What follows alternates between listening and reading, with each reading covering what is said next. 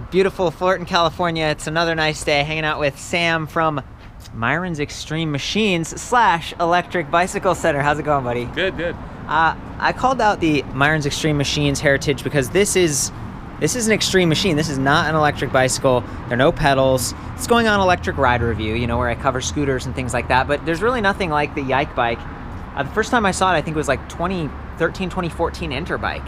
Yep. How about you? When did you first see this thing? I saw it a few years before that. Being in the bike industry and the extreme machines, I kind of had my feelers out for a product like this. Yeah, dude, I love stopping by because you have interesting stuff like this. This is not cheap. This is $49.95. This is the YikeBike Model V. And it's not even the most expensive one. They have a Model C. It's like $78.95. We're talking like $8,000. Yeah, different materials they use on the build will change the price point. Carbon, right? That's what. So that's the Model C is carbon. I like the Model V a lot, and I'm really excited that they include this sort of, they call it the third wheel, you know, because there are 3 wheels with it. It's like a trike. This thing is awesome. It's sprung. There's some big springs underneath. Will you tip it forward, Sam? Sure. Actually, I think we can show people. Look at that. This whole thing is just incredibly well made, well designed, but it's quirky. By the way, you were mentioning there's some camber in these wheels. They kind of angle in, so when you're leaning, because you do lean. Like, this is still not super stable. This thing takes some getting used to in terms of riding. All the materials and everything. We got aluminum alloy with these different sort of plastic composites and maybe some fiberglass blend here for the saddle. Seat post, I guess not really a post, but it gives you a little bit of cushion. There's no true suspension on this thing, but it actually feels pretty good. I was looking at the tires earlier. We were, you know, getting all the specs and stuff for the website. 100 PSI up front. That is hard, but it somehow it feels pretty nice. And this is 20-inch diameter, and these ones back here are 8 inches. And they're also air. So all of these, they've got just the Schrader valve, but there's sort of an important accessory that you don't want to lose. You were talking about this, Sam. Let me grab it. It's this little, it's like a valve stem adapter. Yeah, it's to put air in the tires. How does that work? Where does you got to take the cover off here to get in there, and then you put that right down against the Schrader valve, put pressure against it, and put your tire pump here, and you can pump it on up. Okay. And having air tires is what gives it a little bit smoother ride. It does, yeah, it adds some comfort. That's a high PSI, but in my experience, you know, I'm always complaining about like my back and neck and everything. You're pretty upright on this thing. You're not going super fast. I think the top speed's closer to like 14 miles per hour. And you might think like, oh, electric bikes go 20. 14 is fast on this thing. Like, it really, and it's powerful. It was really zipping me up to speed. There's even kind of a regenerative braking option over here. It doesn't have standard like mechanical disc brakes or V brakes. It's all in here. It's everything is in here. 36 volt battery, 6.6 amp hours. So it's a little bit, it's more efficient. It's on the smaller size, but I'd estimate maybe like 7 to 10, depending on how you ride this, what the terrain's like, what your weight is. This whole unit only weighs 30 pounds. And it's totally liftable. We might fold it up later and stuff. Right now we've got the training wheel type thing, the third wheel, which comes with the V, Model V on it to do the ride tests and stuff. And it doesn't fold as efficiently that way. I think maybe it still pivots or something, but when you have that normal wheel and it's just a 2-wheel design, this arm comes around and it fits right in there, and it's just really compact. So apparently this is the official way to change the wheel. Flip it over upside down like this. Maybe you have a friend helping you keep the front of the YikeBike steady, and then you really have to be careful with these threads right here. Apparently if you're not careful and they aren't lined up right, you could strip this and then, you know, you're kind of out of luck. It did feel strong, you know, it felt durable, but you just want to, when you're getting it all set up, make sure it's lined up. So I'll try to help you guide it in, Sam. Okay, let's angle it down. Yep. Feel like you got it? Yeah. Good. Okay. Tight. And then there's this locking piece here. Although, let's fold it. That's part of the folding thing, right? So, yeah. So, I normally, let's flip the bike back over first. Okay. To fold it. Yeah, look at this thing. It's crazy. So there's the front piece. Let's go ahead and shut it off before we go any further. That's a good point. That's the turn signal. The kill switch is right there. Yep. And then you undo these latches on this side cart, pull these open. Just look like standard quick release. Pop these out. Pop them out. They're gonna fold down on either side like this. Yep. Then undo this one here. Oh my gosh. And when I undo this, I should be able to go forward like this. Pivots back, yeah. And then Look at that. The tire fits like right into that groove. This is a really brilliant design. it is. There's like, again, a lot of thought and time and development probably went into getting it this small and compact. Huh. And I don't know if you noticed this or not, but there's these little pins right here. See the hole in the side of the frame? Yeah. Just pop that in like that. So it kind of keeps it there. It's sort of... Yeah, it's supposed to kind of keep it there. Well, so, yeah, so there's no rubber band or magnets or anything, but once you get it in that bag, I imagine it would... Yeah, stays so pretty in the tight. bag, you want it folded down like this, but if I'm carrying it outside of the bag, actually that'll hold just like that. Just fold everything up and then just pick it up. Yeah, look at how does that feel to you? Not bad at all. 30 pounds, I mean... You're a big, strong guy, but still. That's your arm cool at the gym, right? Yeah. Yeah, I mean, even, you know, I'm not like a huge, strong guy, but that doesn't feel too bad to lift. And part of it is the weight distribution. It's not like an awkward shape. It's thin. I would say it's smaller than a hoverboard as far as space being taken up. You know, if you were someone really critical about space and weight, I'm thinking of pilots now for an example. Yeah, it's really flat. You could slide it in. Yeah, they're all about every pound that goes on the plane. This is a great way to get around the tarmac and get over to the cafe at the airport. It's cool. From your private plane, perhaps.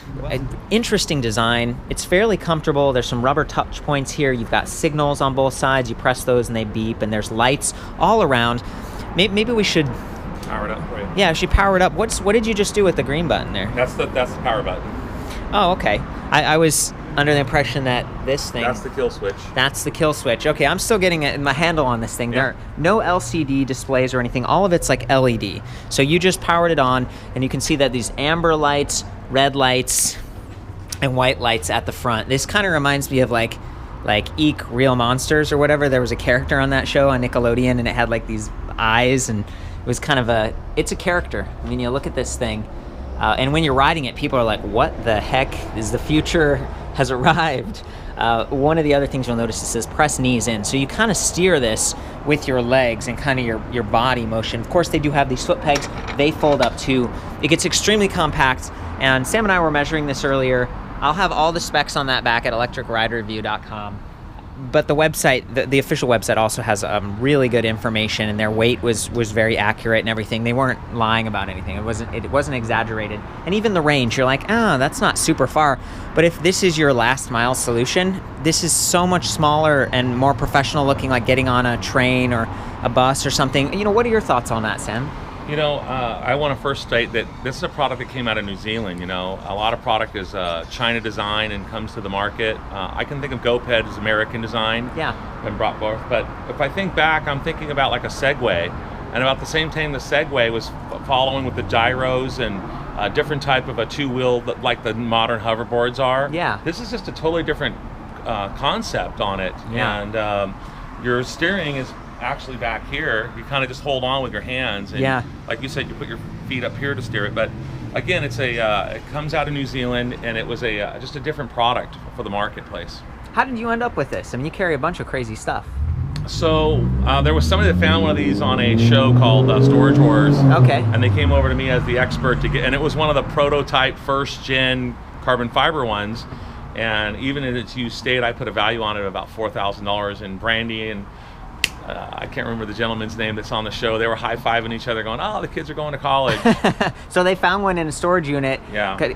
Where they bid on the storage units and see what kind of magic things are inside. Yeah, and it definitely was a unique find. You probably won't find another one. If you opened 1 million storage units in America, you would not find another one. Before you go through these gates, you need to know the rules. We're gonna go to the unit, we're gonna open the door. If you can't go inside, you can't open any boxes. And whoever's got the most money in their pocket can certainly own it today. Are you ready? Yeah! Let me see that.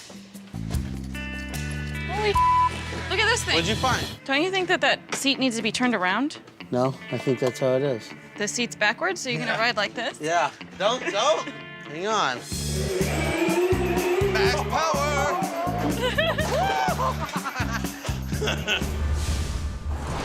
How's it going? Are you Sam? Yeah. The YikeBike gave us a lot of laughs, but now it's time to get serious. No more yiking around. Voila! This is the YikeBike that we talked to you about. Yeah, that's a YikeBike, all right. Yeah. And that's the thing is, this is a unique product that you're not going to find on every street corner. Right. So you've got to go to a specialty store or to the internet to find something like this. And Or it's your nice. shop, yeah. Yeah, I think there's a gentleman down in San Diego that carries them as well and does service work and warranty work on them as well. That is awesome to hear. This comes in a few different colors. They're all professional, kind of like this gray color here. I think there's like a gold and a silver. These are some of the other accessories you get. So if we were using the single wheel adapter, which we might put on later, you know, it doesn't stand itself up like it does right now with the 3 wheels. So this is kind of a kickstand for the front wheel. I guess it would go like this, and it kind of holds it up in place so that, you know, it looks nice in your ultra modern house or wherever you store it. Pretty cool charger. It's like 1.5 pounds, so it's not the lightest one I've seen, but it's fairly compact, plastic shell, and it's really fast. This is like 5 amp. So they estimate just like 1.5 hours charging, like 90 minutes. Here's that valve stem adapter. Don't lose this. Again, are you gonna have tough time? All these different plugs. Sam, do you know what these are? You were calling out some of the... Well, the charger's probably universal. It'll either do 110 or 220. So regardless of where you're at in the world, you have different adapters for, you know, different countries.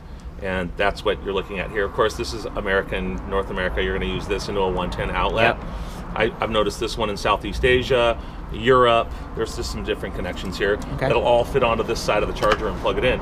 So you can take it, put it in the bag, and travel with it. And well, and yeah, this is how small it gets. Like, it fits in this canvas bag with a carrying strap, and then there's the end of the charger that goes into the YikeBike, and it's kind of metal. I like to comment on that because it just seems tougher. Do you want to show me where the charging port is? It's right down here. Okay, so right down here. Fairly well protected, but it means that you really can't have it fully folded when you're charging it, because that wheel is... Yeah, you can. You can have it fully folded just out a little bit. Pop the wheel out to the side, and you can plug the charger in there. Good to know. Good to know. So, you know, I like to be like pros and cons. So the cons are obviously that it's expensive and it's tough to ride. I mean, even with the training wheel type things that I'm calling them, this thing is a thrill. It's almost addictive. Like, it's a fun challenge. Yeah, I feel like George Jetson when I ride it.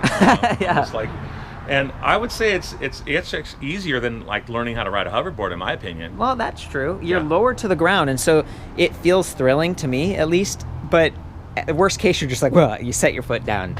Try not to fly off the front. Unlike a bike that has everything in front of you, if you hit with this, you just step off. You know, you're not going to be like jamming into your gooseneck or your handlebars, because everything's behind you. So as you ride this, if you do have a spill or something, your motion is just going to be, you're just going to be stepping off. Okay. You know, and take a couple steps. And they say that this is 220-pound max weight limit. You didn't know that. You've been riding it around fine, and you're at 260, right? Yeah, but I mean, 220 is probably going to perform better. It's very torquey. Yeah. And I was talking to the gentleman on the phone, and they actually had to make noise in the motor because it was too quiet. Really? It'd sneak up on people. So there is something inside there that actually makes that noise. They did that on purpose, yeah, because you do hear. So when I give it throttle,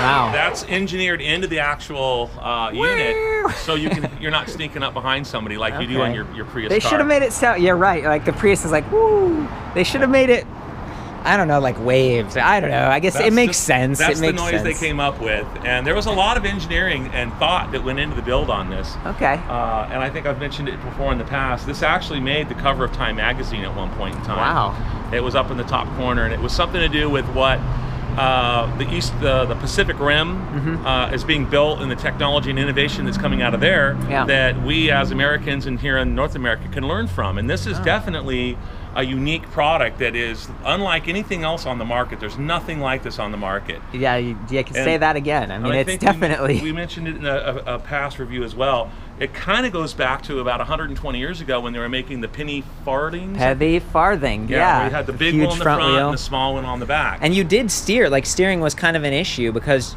the larger wheel would collide with your legs on that, and they only had one gear. Drive just with your pedaling. It was like a tricycle. You know, like no chain. Yeah, super simple. The other thing is, this does have a limited like turning diameter, or radius. It's like you can't go any further than that, and you wouldn't want to. You'd flop over. With it being leaning like this, though, that's a pretty tight radius, though. It is, and they've got some. Being able to lean like this, you're going to get into a pretty tight turn, and without that, you can really get tight with the single wheel. With the second wheel, okay. You've got to lean with it though, and I would say I could probably do I don't know, maybe a 4 to 5 foot spin around. That's good. That's awesome to hear.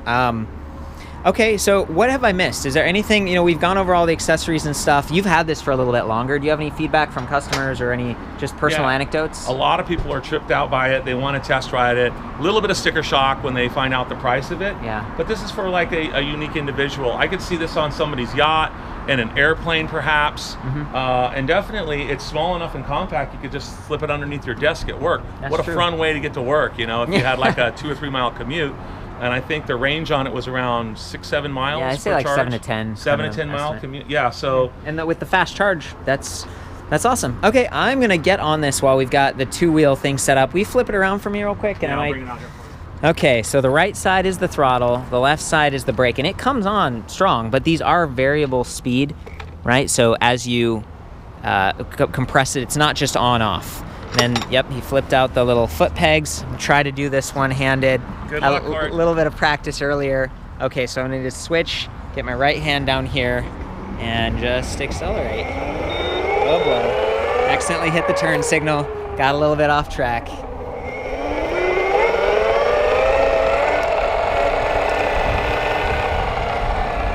It's not so bad. I'm going straight right now, so it's pretty good. But you really do steer kind of with you lean a little bit, and then with your legs.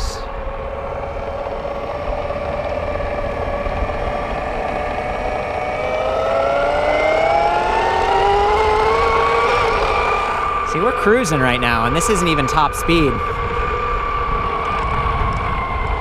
And then I'll try to do the brake for you real quick. You can hear the sound changes a little bit, and it really brings you down, takes the speed off. Maybe we should put the other wheel on. Are you going to hop on with the 2-wheel and give it a demo? I haven't tried it with the 3-wheeler. Yeah. Let's see how it performs for me here.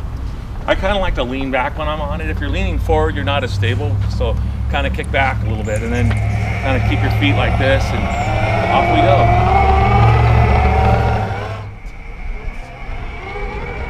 Oh boy. Look at that, you're doing it. Sweet, man. Oh, and there's that turning radius we talked about. Do you want to do like a drive-by at higher speed? Are you ready? Yep. Okay, here we go. Look at him go.